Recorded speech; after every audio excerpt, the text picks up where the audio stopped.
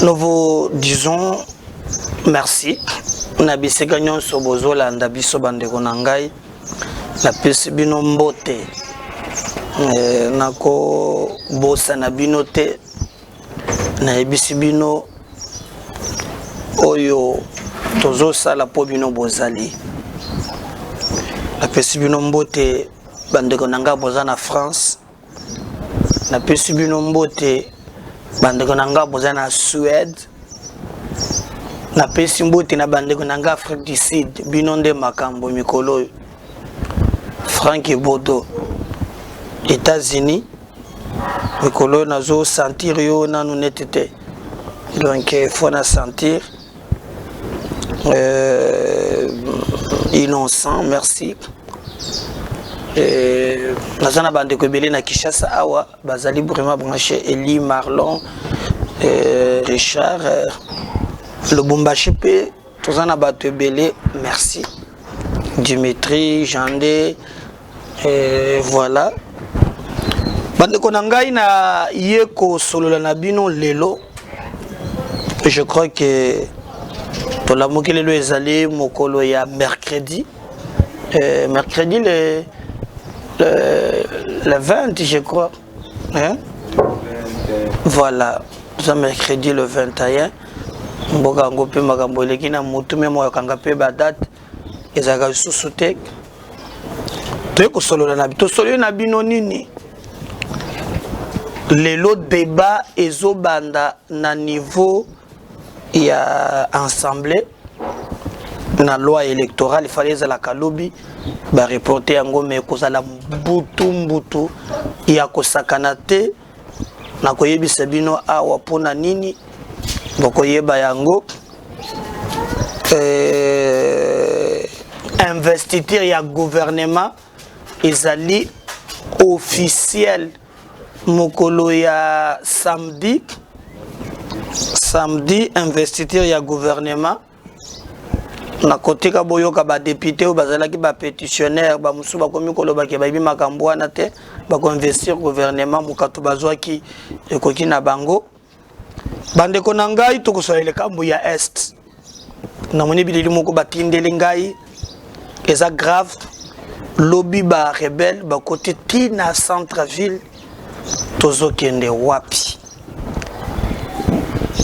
lelo epesi biso passe to bandela kambo ya insécurité. Le président de la République a utiko yamba délégation moko ya bandeko ya est baye bazalaki accompagné na honorable Lusenge Bonane na basi na ba mama bakotane na président basolo likambo ya est etango bakomi na masolo na bango batalisi président situation ezali koleka kuna mais ce qui otali j'ai l'impression aussi que Félix a juré a prêté serment pona akamba mboka mais ya kuti mboka ngo kimbombolo nde balobaka dans un fond sans fond. Et puis nous les ressortissants et nous les ceci bandeko ya est ndenge mboso alobaki vous les élites de l'est sortez bobi manaba groupe rebelle na ba info na zo yeko ebisangai ke les politiciens de l'est bakolingaka te bitumba wana esila donc bitumba nezoleka na est ezali bitumba oyo bango moko bazali kotirer dividende. Il y a des politiciens batangi ngamba bepesinga liste na bango mais pour na ko éviter ba diffamation consort ba lobi kala mingi te ba de la poursuivre na justice balande la bango le grand politicien ya est même général Azana FARDC yewana moko azali pe ko kende ko renfort na ADF moko akokanaki na nyaruga boboye tout ça oyo azalaki pe commandant des opérations a déserté na armée mais azongi na minembwe oyo akendaki okende ko sécuriser bandeko na ye. Les ressortissants, soi-disant les positions de l'Est, au bas qu'on criait, bah ça va responsable à ma massacre. Mais je pense certains bateaux basés sur la montée matin. Pour ba papa bande konayo, pour yo za la kanambongo, et qu'on peut se passe. Président Lobaki na Mbango le bureau non azo rénové, azo réitéré engagement à zonga na Est. Bon à cause ngango mo colonie, to yebite. Dans le émission, est-ce que le président Kobandaka, ceux qui ont sécurité, ça quelque part à Kei? Bon, mon aki na Tchad était Idriss Déby. Oya Kanaka qui est moukile, comme un dictateur. Bandan on a neuf. À Salakabe, Mabé a commis ce Tchad de Bilanganaye. 2004 a changé la même limitation à Bamanda. A comment le la Sassou. Nous avons une complicité de la communauté internationale, soi-disant état de droit de l'homme. Batike la ye. Akanga ba opposant, aboma ba famille na bango, ba mususu ba sala et le droit de l'homme est à la kate. La France va soutenir, nous soutenir pe ndenge moko na nini wana. Makendaki na Bitumba. Makendaki na Bitumba, qu'est-ce qui est arrivé? Azubal et Azate. Donc dans le contexte actuel, même si le président s'est déplacé pour être à Kendakana Est, soi-disant en arrivant à l'Est, à cause de Kambouya Est, et que Bayebaza ba originaire, nous allons trouver une solution te bande konangai et ça passe. Bolanda qui peut originaire Yakatanga, Albert Yuma. Nous, les ressortissants, nous les qu'est-ce que Bolingari Bakatangiongo? Il dit sans Kobanga que ba conseiller qui bango na ba multinational. FMI la Banque mondiale qui ba brademi bosona le bien Félix ngo a gérer ni Kimbombolo. Donc ba personne mutoka mesa moteur. Minéré nyon ce qui soza congolais zo kabiloko il faut te révolter. Et puis on va dire nous les FCC nous pensons que ezapona makambo mboka mais bateka minéré nyonso. Et maintenant quand il parle dans le langage Albert Yuma c'est comme si alingata li sabato keno ba eza kaka ba étranger mais Yuma ne dit pas la vérité. Pour comme à niveau wana, je vous ai montré document moko. Oyo Yuma bateka bakare minye na kopel sabino un élément ya mutandama ninga mumi.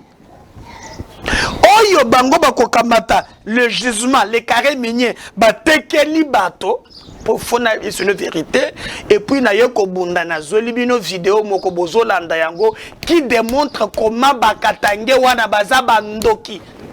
Donc bango bakokamata après ça ba multinational bango bakokamata minéré na biso mabulu batekeli par exemple na 100 000 ba presi bango mbongo sur place. Batouana ndeba kokamata batekeli ba multinational. Ils ont bradé nos minéraux pour la riche. Albert Yuma tika ko sa biso. Yona kabila le koso mbongo bozala kana yango.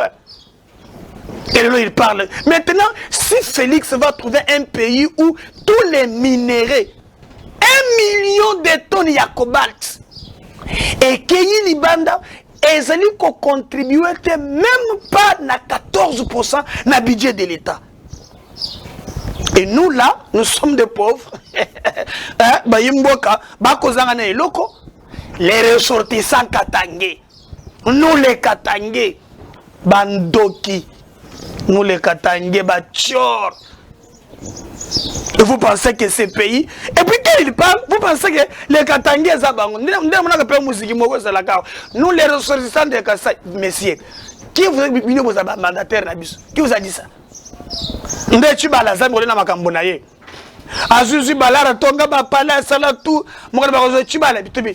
les Kassaïens, nous ne voulons pas qu'on touche les dignitaires Kassaïens.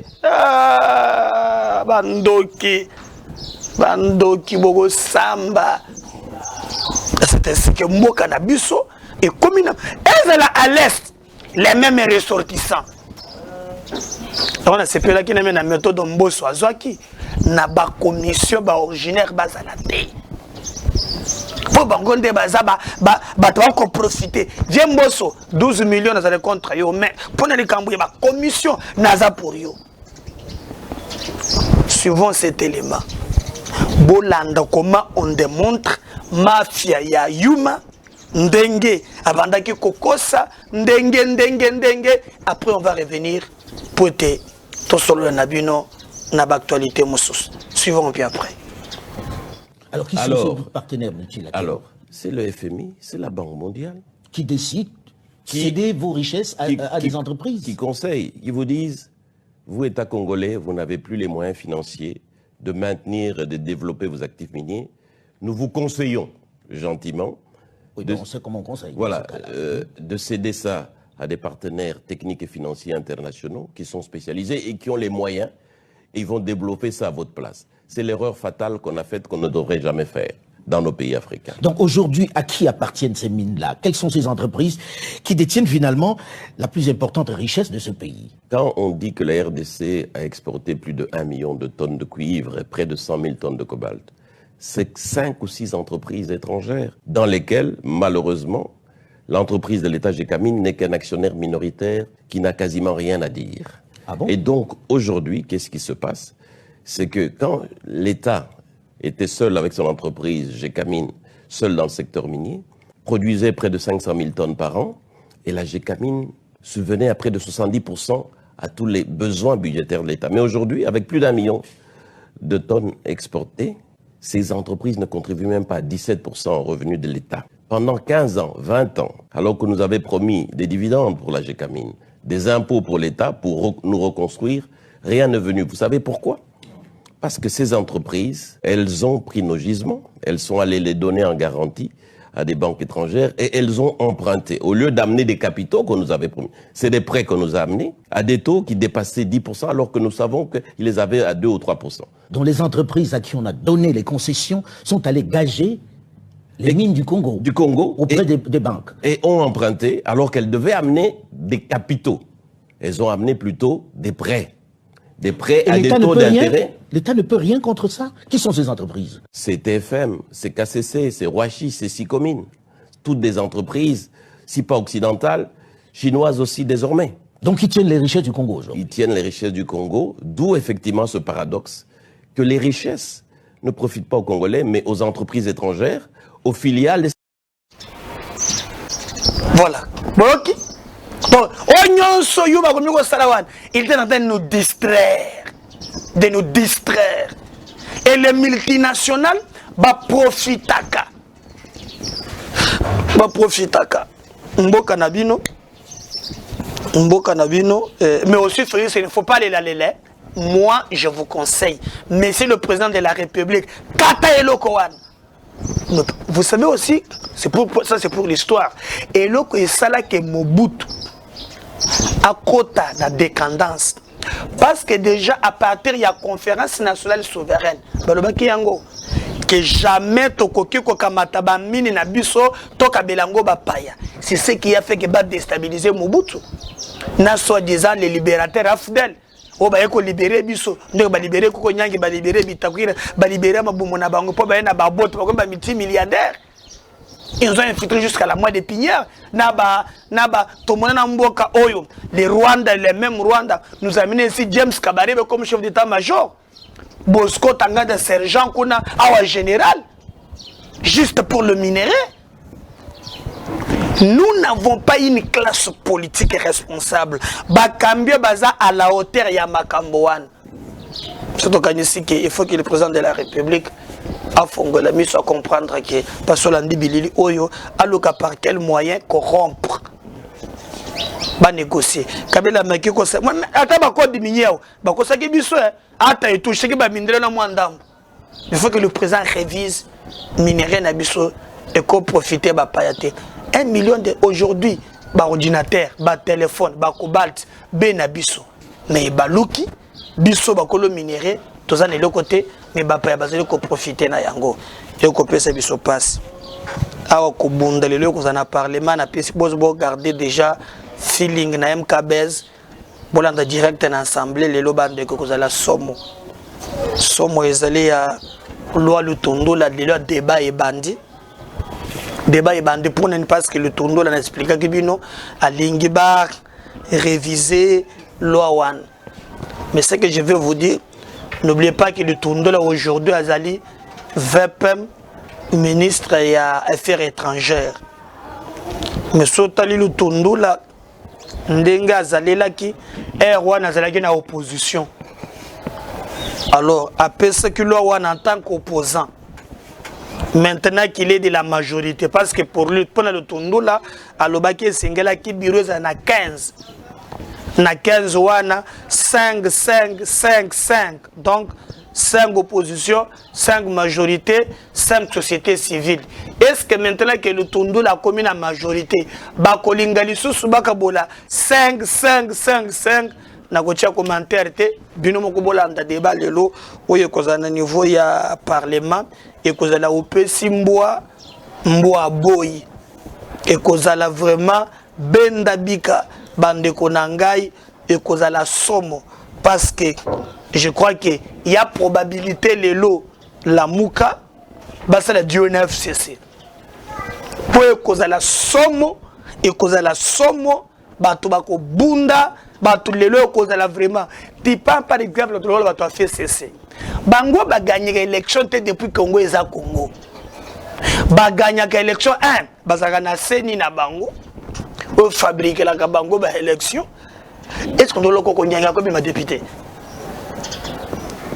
mova sakani abima député na luk awa mina ko azala candidat ma bima député. Donc, banda ko fabriquer ba député na laboratoire na parce que na seni na bango. De bazala kana cour constitutionnelle na bango pour na cour constitutionnelle. Maintenant lelo na ba réforme ndenge zo sal na ndenge makambo zo kende bande ko nangai il faut retenir bande ko ya FCC ba ko zonga ce qui fait c'est ça bazala ba député belé 5. C'est une exagéré 5. Matata Kobima. Mende, est-ce que Menda Kobima? Menda tout ça diamant ya bagrezer ko na mikolo ile qu'est-ce Kobima? Bon Mende pesa mo populaire na ye ndambo. Boshab ye ko na mboka na bango na zala karwa. Nana mususu. Bitakwira ko ta sa show mema. Koko nyanja Kobima te. Nana mususu. Boba Kobima na ndenga normal.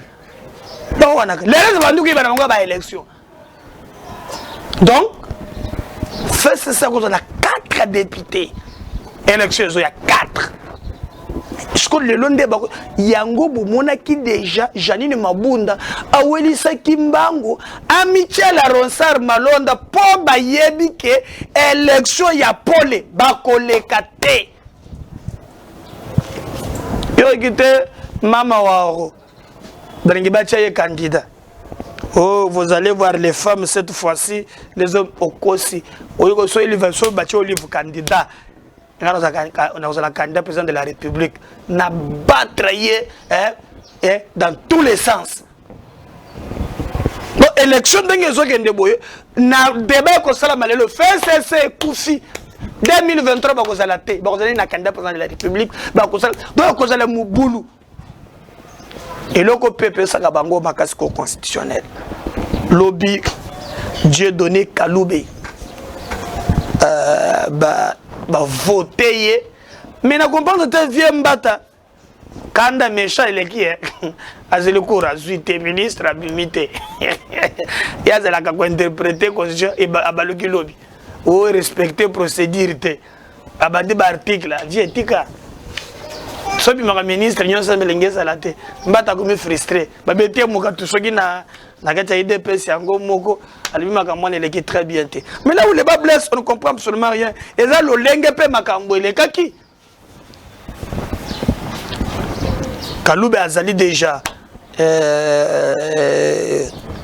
président Yakour je crois que Bokolanda moi extrait la vidéo moko oyo ye moko Nazongi Sebino Makambo, caméra le qu'il va mettre les faits. Boyo Kanisaye, quand même, l'Olenge qui est cet homme de donner Boyoka, appréhension, il y a droit pour Azali, professeur, il y a droit à Inikin, Azali, avocat à la Cour de cassation, Azali, avocat à la Cour pénale internationale. Donc, il y a un commis, Azali, très proche, Nafati, très proche, très proche, il a été élu. Mais balandie na funga wana nde moto lele saka batu moto akabila monene mais wana pe ba élire on attend voir comment c'est que ce wana kozalela mais azala qui est à partir ya lobby bande konangany donc le lot débat est comme ça au niveau parlement to moni kona makambo koleka donc on peut dire au-delà de tout que non carte ya 2023 ils allaient que se dessiner carte à 2023 et c'est là que c'est dessiné et nous préparons nous allons préparer tout kamba tout diriger beaucoup lobby et ben bazana ba arme ba mekana ko affronter ba arme na bango pour na ko affronter ba élection il y a 2023 bande konanga c'est dans ce contexte là makambo ezali kolekela parce que le vrai problème du détournement contrairement au vol, le vol, on doit trouver le bien volé entre les mains du voleur. Mais pas ici, pas le détournement. Le détournement, c'est pas être même au bénéfice d'un tiers. C'est des coïncidences. Le Saint-Esprit agit. C'est possible. Il peut agir que les gens d'une famille aient de l'argent tous presque au même moment. Achètent leur bien presque tous au moment. Mais le Saint-Esprit agit. Mais le Saint-Esprit agit dans le bien. Monsieur le ministre Toumba John, je n'ose pas appeler excellence, parce que le mot excellence, je crois qu'il doit avoir un contenu moral. En réalité, ce dossier est un dossier juridique très intéressant. Un dossier pédagogique qui va donner l'occasion au peuple congolais de savoir quelles sont les infractions dont on est susceptible lorsque on gère le deniers publics. Parce qu'en fait, la République, c'est quoi? La République, c'est nous tous. C'est notre vouloir vivre ensemble. Mais notre manière aussi de nous répartir les ressources pour avoir une vie meilleure. Mais si quelques-uns d'entre nous, parce qu'ils ont simplement payé des partis politiques, peuvent accéder à ces charges et gèrent nos biens communs comme si c'était leur propre poche, c'est une occasion pédagogique de les corriger et de manière claire.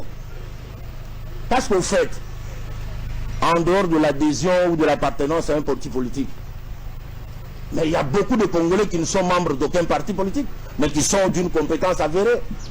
Il y a tout, sauf de la rigueur, sauf du sérieux. Parce qu'en réalité, dans le procès pénal, ce n'est pas seulement les actes, c'est le comportement de l'infracteur qu'on juge. On juge un homme, on ne juge pas de papier. Être intellectuel, c'est appartenir à une classe sociale. Cette classe sociale, c'est une classe sociale non pas seulement de gens qui détiennent des diplômes, mais des gens qui ont comme la morale, le bien commun, comme valeur absolue. C'est ça les intellectuels. Il ne faut pas confondre avec les universitaires. Les universitaires sont tous ces gens qui ont des diplômes. Et ils sont nombreux au Congo. Mais intellectuels, c'est une classe d'individus rares. Même en Europe, vous les trouvez rarement, les intellectuels. Et donc, on s'est donné des mots. J'appelle ça l'hybris du pouvoir, parce que généralement quand on a un pouvoir, on se croit doté d'une intelligence supérieure du fait d'être assis sur une chaise. Alors que l'intelligence est un arrêt bien partagé peut-être par d'autres personnes. Voilà, le cas investiture s'est confirmé pour ce samedi.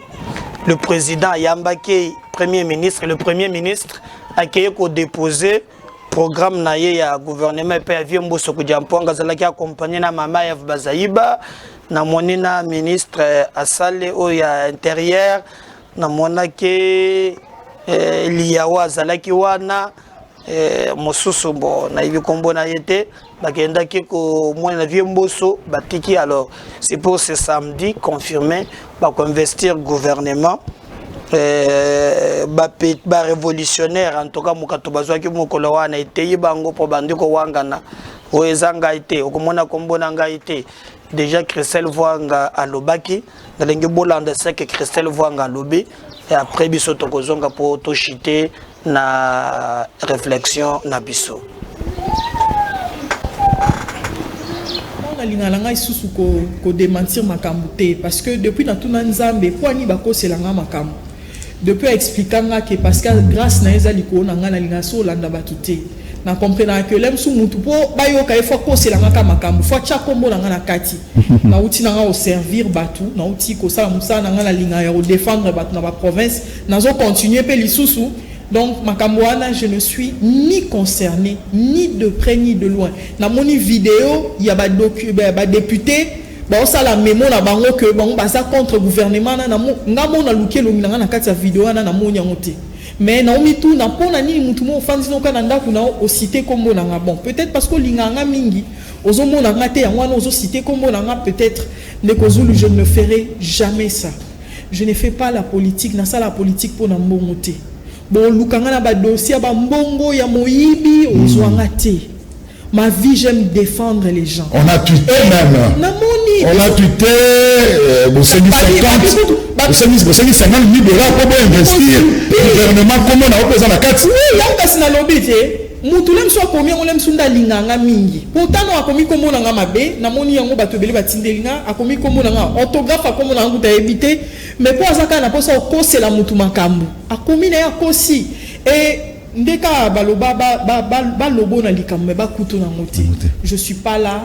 Les députés qui ont signé, ils sont là, ils sont vivants. Bazawana, basala écoute ceux qui vidéo na bango et longinanga na kati zate na oso sala makamnanga calmement et nazo continuer sala makamnanga calmement. Je ne suis ni de loin ni de près impliqué dans ma makamwa. Donc honorable Christelle Vonga sera bel et bien dans la salle les jours où va investir le gouvernement. Mais évidemment, Ndeko Zulu, évidemment, c'est la moindre des choses. Comment je ne peux pas investir le gouvernement au honorable Adel Kaïnda Zati, honorable F. Bazaï Bazali, c'est pas ça la vie de Kozulu. On a, en fait, et ça n'a pas si, parce que nous avons tout le temps en contact avec la population. Et ça n'a pas si. La question la plus importante est comment on va développer les pays. Comment on va finir avec les atrocités dans l'est du pays. Et pour ça, ça ne demande... Et c'est en opposition à la majorité, non. Et c'est tout le monde est pour développer les pays, tout le monde est pour.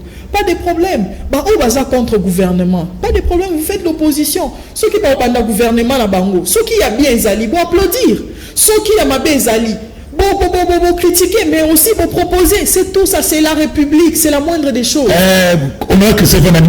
Je crois Boyoki, ce qui veut dire que non, harmonie, zongi et consort. Donc, c'est samedi, on va investir le gouvernement. Le peuple attend beaucoup de ce gouvernement. Oyo, Yaba, Musogi Morior, Sogi Warrior, on attend, le peuple attend beaucoup. Et bonne chance na bawe bazali ata ministre ya muyibi bazana kati wana, mais on attend que vraiment ba investir bango ba kende na lombango défi sécuritaire ezali, défi social ezali, défi électoral ezali, makambo ezali ebele, et le peuple attend voir makambo ibana ko s'améliorer. Je garde le Congo. Abonnez-vous massivement sur notre chaîne MKBz officielle. Partagez les liens. À la prochaine. Bye.